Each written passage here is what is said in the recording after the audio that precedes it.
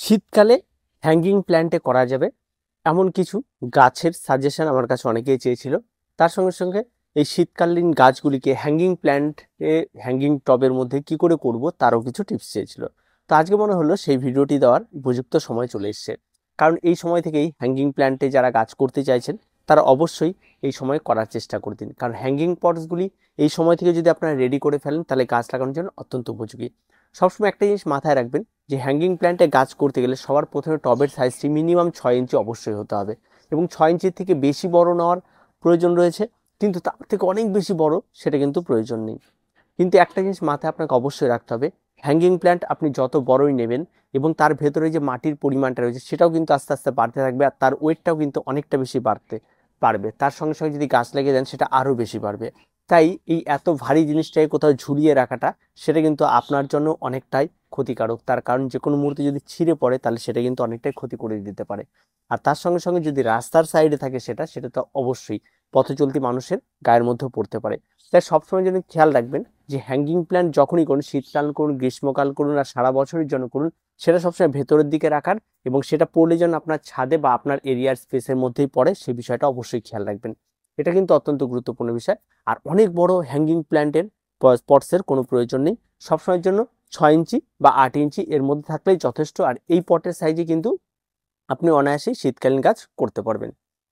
দ্বিতীয় যে বিষয়টা থাকে সেটা হচ্ছে মাটি প্রস্তুতি। সবসময় আমরা বলি হ্যাঙ্গিং পটসে যখনই গাছ করবেন তখন আমরা সবসময় বলি যে একটু হালকা মাটি করার, কিন্তু শীতকালীন মাটি তো এই একই রকম মাটি, এখানে হালকা করার মতো সেরকম কোনো কিছু নেই মিডিয়া। আর যা রয়েছে সেটা পাতা পচা। তো শুধু পাতা পচা দিয়ে তো আর এত পাতা পচা জোগাড় করা কারোর পক্ষে সম্ভব নয়, তাহলে অনেকটা হালকা হয়।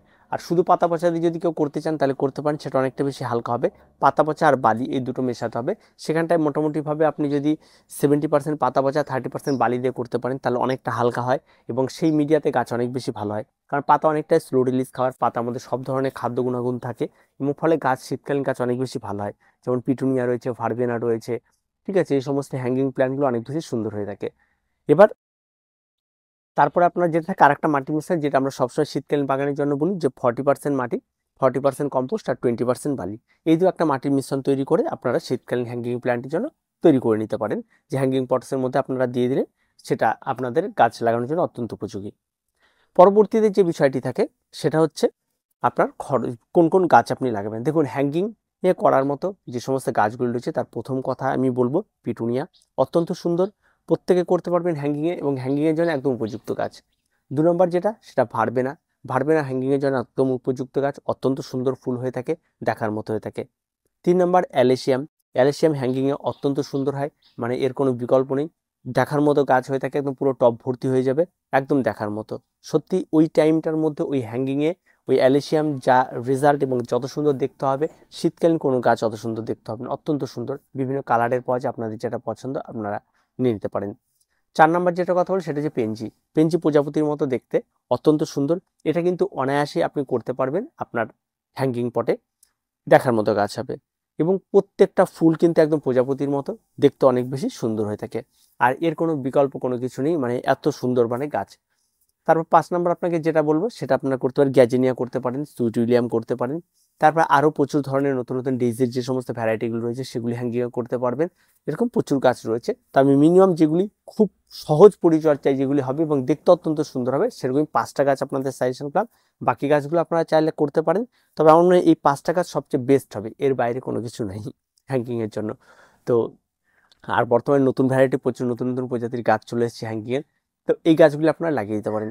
হ্যাঙ্গিংয়ের ক্ষেত্রে যেটা সবচেয়ে অত্যন্ত গুরুত্বপূর্ণ সেটা হচ্ছে জল। আপনি যেখানে হ্যাঙ্গিং পট রাখবেন সেই জায়গাটাতে যে সবসময়ের জন্য একটা ভালো জায়গা রাখবেন, যেটা আপনি উঁচু হয়ে গাছে জল দিতে পারেন, বা আপনি নিচ থেকে গাছে জল দিতে পারেন এবং গাছের মাটিটা চেক করতে পারেন, এটা কিন্তু অত্যন্ত গুরুত্বপূর্ণ। কারণ এই সমস্ত হ্যাঙ্গিং পটে যদি কোনো কারণবশত জল বেশি জমে যায় তাহলে পরবর্তী দেখা যায় গাছগুলো নষ্ট হয়ে যায়। তাই জল যাতে কোনো রকমভাবে বেশি না জমে এই বিষয়টা কিন্তু অবশ্যই আপনাকে খেয়াল রাখতে হবে, জল জমলে কিন্তু গাছ নষ্ট হবেই হবে।